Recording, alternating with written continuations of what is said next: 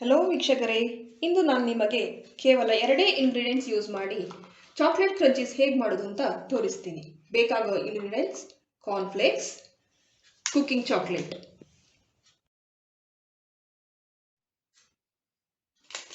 ಮೊದಲಿಗೆ ಚಾಕ್ಲೇಟ್ ಅನ್ನು ಚಿಕ್ಕದಾಗಿ ಪೀಸ್ ಮಾಡಿಕೊಳ್ಳಿ.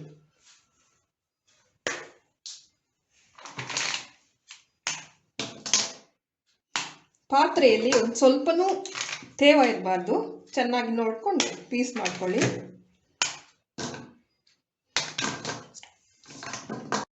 ಒಂದು ಪಾತ್ರೆಯಲ್ಲಿ ನೀರನ್ನು ಬಿಸಿ ಮಾಡಿಕೊಳ್ಳಿ.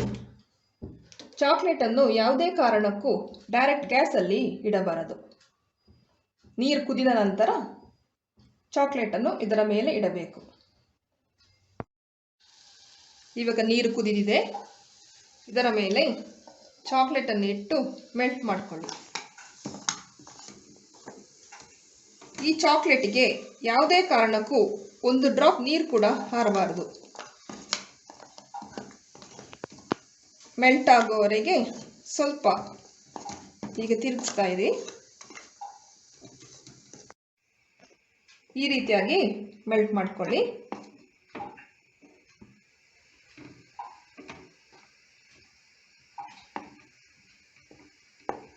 ಡಾರ್ಕ್ ಚಾಕ್ಲೇಟ್ ಬದಲು ನೀವು ವೈಟ್ ಚಾಕ್ಲೇಟ್ ಅಥವಾ ಮಿಲ್ಕ್ ಕಾಂಪೌಂಡ್ ಆದರೂ ಯೂಸ್ ಮಾಡ್ಕೋಬೋದು.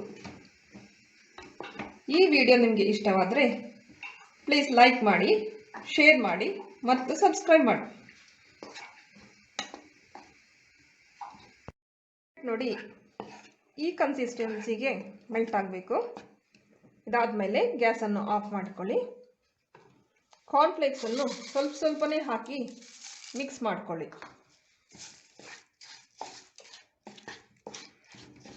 ಸ್ವಲ್ಪ ಕಡಿಮೆನೂ ಬೇಕಾದರೆ ಹಾಕ್ಬೋದು. ತುಂಬ ಜಾಸ್ತಿ ಹಾಕಿದರೆ ಚಾಕ್ಲೇಟ್ ಹುಡಿ ಆಗಿಬಿಡ್ತದೆ. ಹೀಗೆ ನೋಡಿ, ಸ್ವಲ್ಪನೇ ನೋಡಿ ಮಿಕ್ಸ್ ಮಾಡ್ಕೊಳ್ಳಿ. ಇನ್ನು ಸ್ವಲ್ಪ ಹಾಕ್ಬೋದು.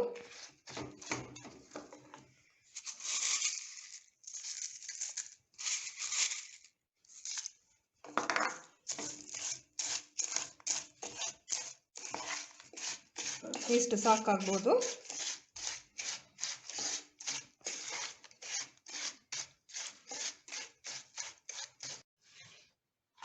ಇದು ರೆಡಿಯಾಗಿದೆ. ಇವಾಗ ಈ ಚಾಕ್ಲೇಟನ್ನು ಈ ಥರ ಸ್ಪೂನಲ್ಲಿ ಒಂದು ಪ್ಲೇಟಿಗೆ ಹಾಕ್ಕೊಳ್ಳಿ.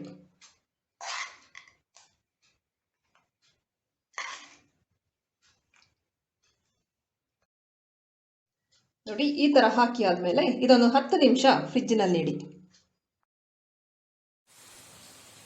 ಇವಾಗ ಇದು ರೆಡಿಯಾಗಿದೆ.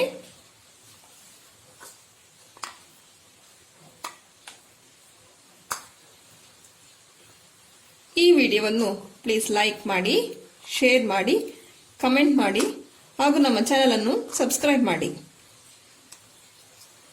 Thank you.